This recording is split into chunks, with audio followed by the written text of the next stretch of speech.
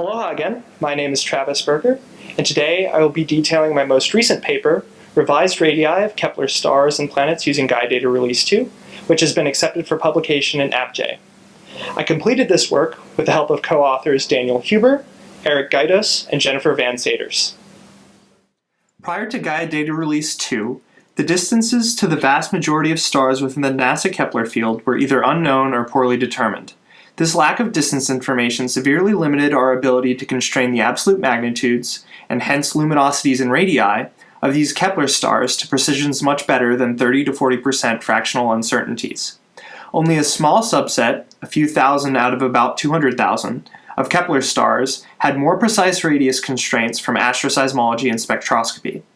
However, with the newly released Gaia DR2 parallaxes, combined with the vast amount of information we already know about these stars, we can now constrain the stellar radii of about 180,000 stars in the Kepler field to an 8% median fractional uncertainty.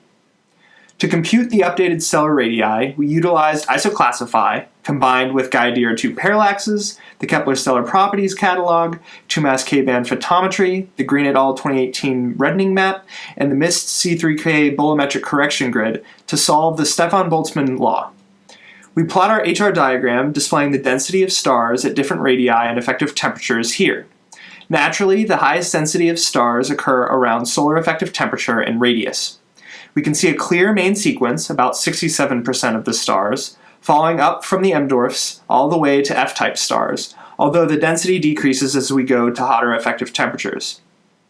We also see subgiants making up about 21% of the stars, and a clear red giant branch, the remaining 12%, with a higher density of stars at the red clump, as we would expect from stars that are steadily burning helium in their cores. Another striking feature of this HR diagram is the secondary main sequence at larger radii for cool stars. Because these cool stars have not had enough time to evolve to larger radii during the lifetime of the universe, these stars represent potential binary candidates. Next, we can evaluate how accurate or inaccurate our previous radius estimates were. We display this comparison in Figure 4, where the points above the 1-to-1 line indicate stars whose radii were previously overestimated, while points below are stars whose radii were previously underestimated. If we look at the stars at the top of the plot at 1 solar radius and at the farthest right of 1 solar radius, we identify stars that were previously misclassified as giants and dwarfs respectively. Overall, this figure reveals both the median bias, a discrepancy of about 12% underestimation of stellar radii, and the extreme cases where our predicted stellar radii were very inaccurate. Not only do improved stellar radii provide a clearer view on the stellar properties of the Kepler field, but they also allow us to better constrain the properties of exoplanets that orbit them. More precise stellar radii and luminosities also result in more precise exoplanet radii and incident fluxes, respectively. Here, we plot planet radius versus incident flux for the entire sample of the Kepler confirmed and candidate exoplanets, totaling about 4,000, with Gaia DR2 constraints. There are a few areas of parameter space that are particularly noteworthy.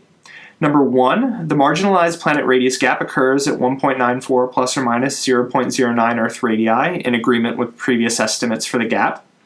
Number 2, we find 74 planets within the hot super-Earth desert, which was previously empty before our revised radii and incident fluxes. Number 3, we observe a hot Jupiter inflation trend.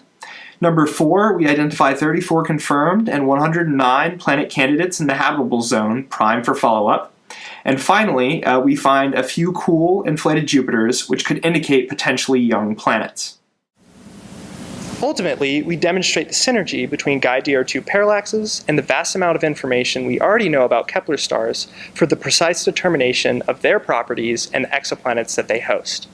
If you'd like to know more information about this work, please see our paper at the link provided in the description below.